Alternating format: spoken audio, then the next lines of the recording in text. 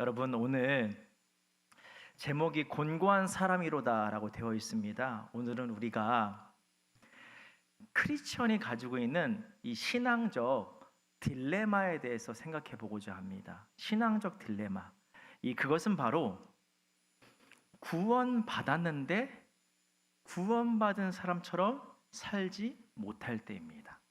다시 말해 십자가의 은혜로 죄를 용서받았음에도 불구하고 다시 죄를 짓는 인간의 연약함을 말합니다. 사실 이 모습은 나로부터 발견되기보다는 이 남의 모습을 통해서 발견되는 경우가 많죠. 왜 이런 경우 있잖아요.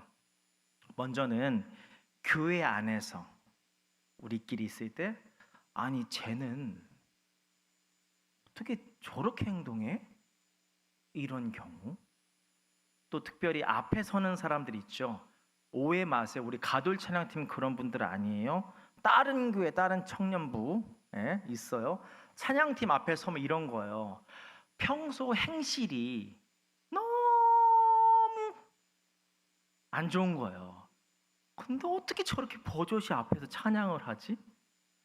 신앙인이라고 하면서 어떻게 저렇게 행동을 하며 저런 삶을 살아가지? 이런 모습이 있죠. 또한 교회 밖에서도 이런 모습을 생각해 볼 수 있죠. 아니 교회 다니는 사람이 왜 저래? 믿는다는 사람이 어떻게 저렇게 행동할 수 있어? 그런 분함이 생길 때가 있죠. 신앙적 딜레마.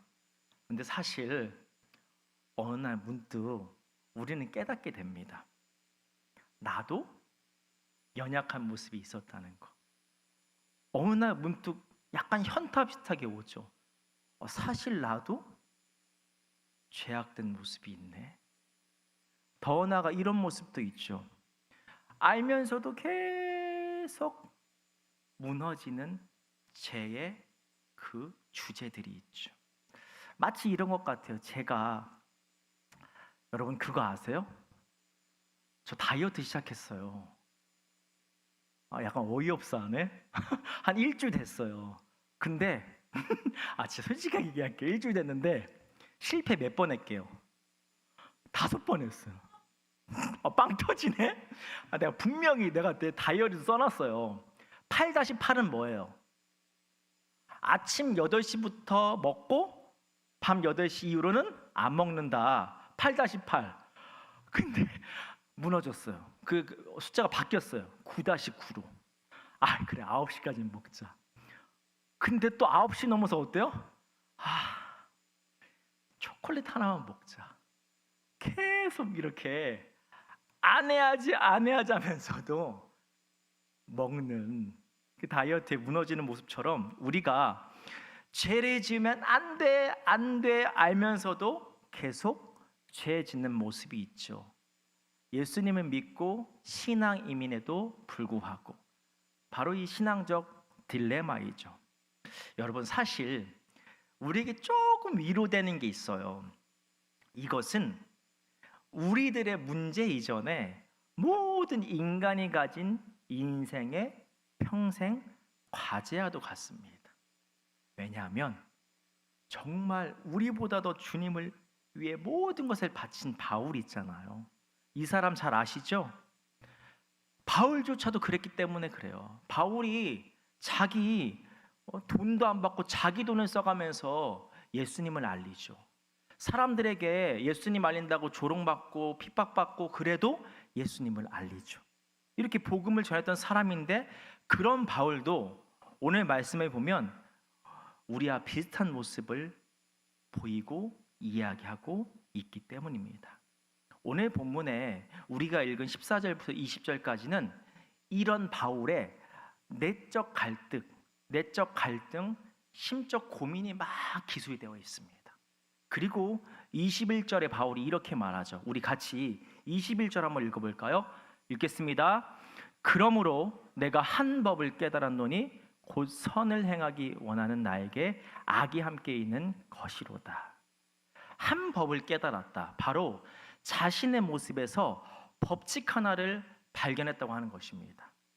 내 안에 선을 행하려는 마음과 그와 반대되는 죄를 지으려는 모습이 공존한다는 것을, 치열하게 싸우고 있다는 것을. 그리고 계속 22절과 23절에 이렇게 기록하고 있죠. 우리 같이 22절, 23절 읽어보겠습니다. 내 속사람으로는 한 다른 법이 내 마음의 법과 싸워 내 지체 속에 있는 죄의 법으로 나를 사로잡는 것을 보는도다. 23절 마지막에 이렇게 기록되어 있죠. 죄의 법수로 나를 사로잡는다.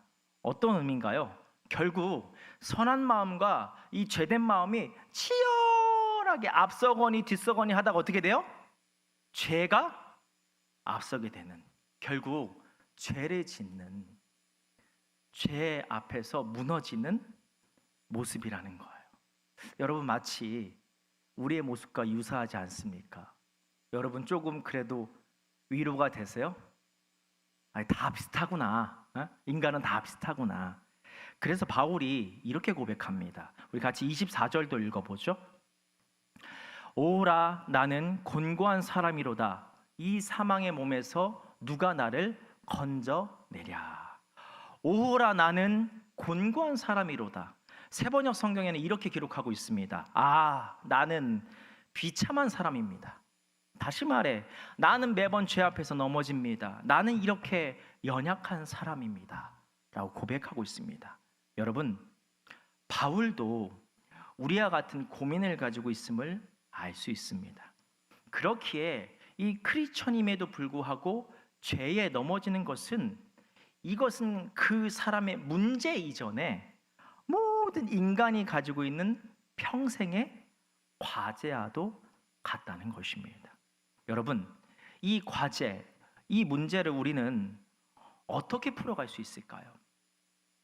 제가 그동안 계속 로마서 말씀을 보면서 이 죄 앞에서 승리하는, 죄를 이기는 법에 대해서 여러 방법론을 말씀을 드렸습니다.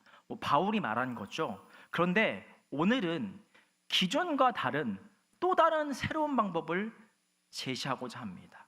어쩌면 이것은 방법보다도 우리의 시선의 변화를 둔 것으로 볼 수 있습니다. 사실 24절에 오호라 공고한 사람이로다 하고 25절 마지막으로 있는데 잘 연결이 안 되는 거예요. 25절 한번 띄워주실래요?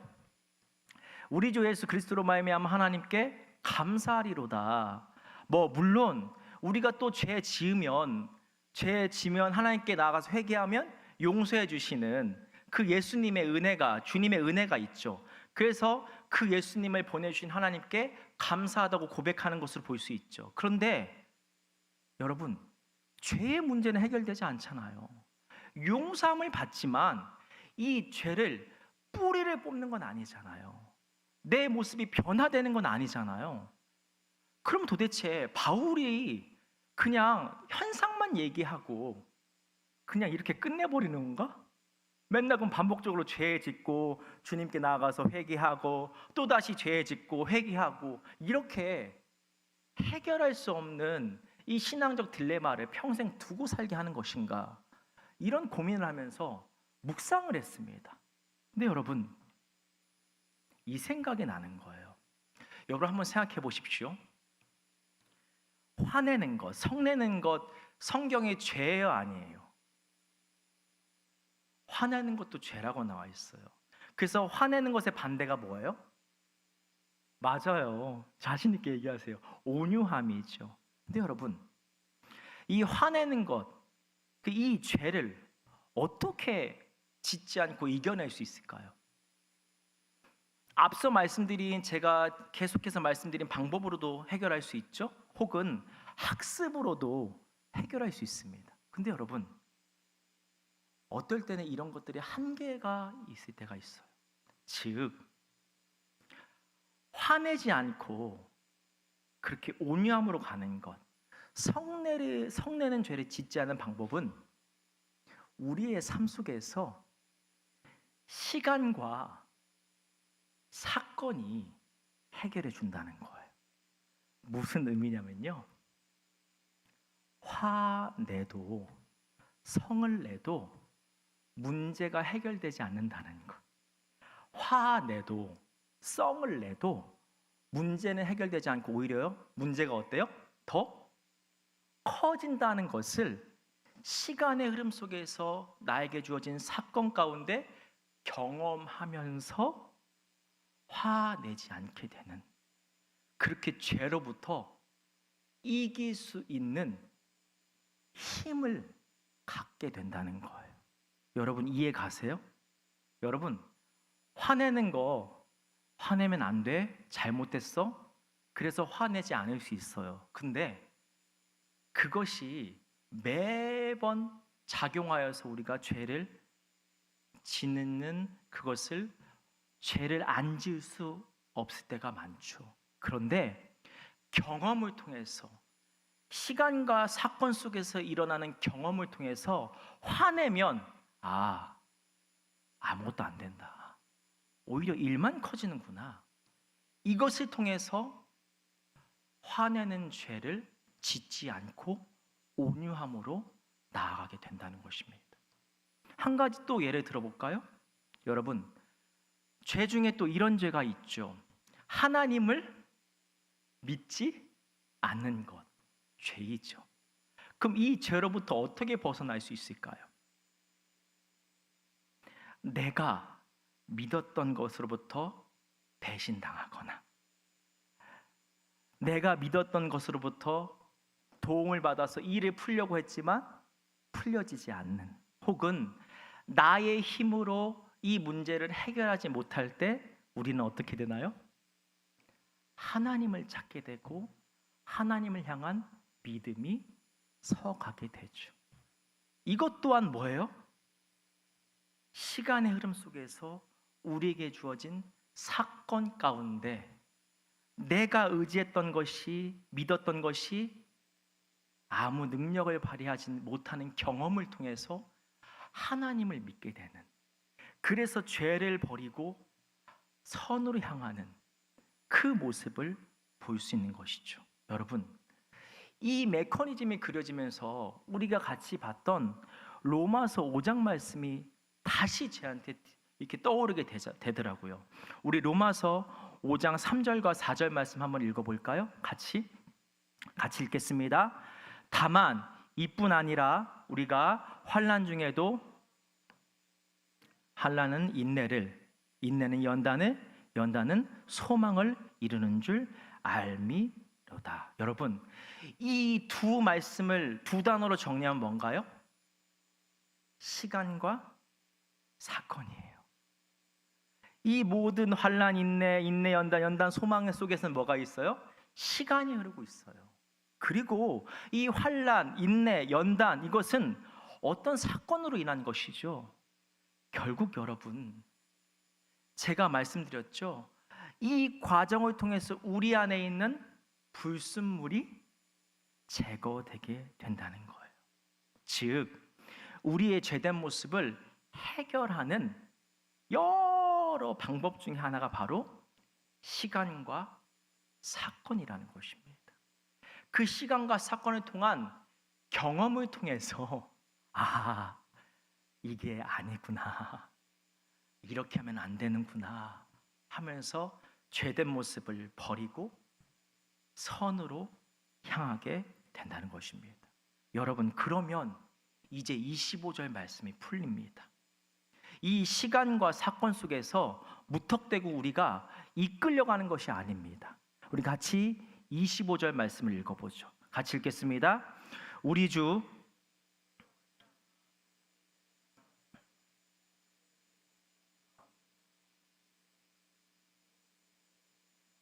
아멘. 첫 번째 보면 이렇게 나와 있죠. 우리 주 예수 그리스도로 말미암아 하나님께 감사하리로다. 우리 주 예수 그리스도로 말미암아, 예수님을 통하여 우리를 죄에서 건져내신 하나님, 그렇게 언제나 우리를 이끄시는 하나님을 바라보며 그 안에서 우리의 시간과 사건을 해석하는 것입니다. 이 시간들과 사건을 나를 거룩해 만드시는 하나님의 손길임을 깨달으며 내가 버려야 할 죄된 모습은 버리고 그로 인해 감사함으로 이 시간들과 사건을 받아들이는 것입니다.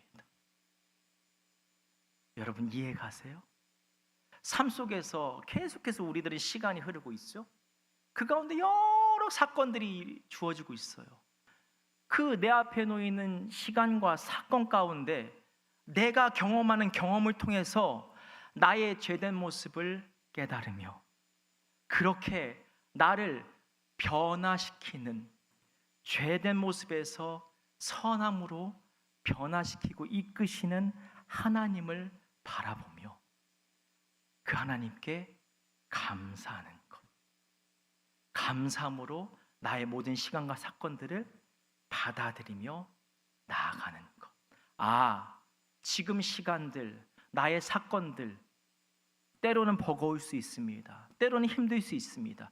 그러나 그것을 통해서 나의 죄된 모습이 버려지고 하나님이 원하시는 선함으로 변화될 것이라는 것을 바라보며 나아가는 것입니다.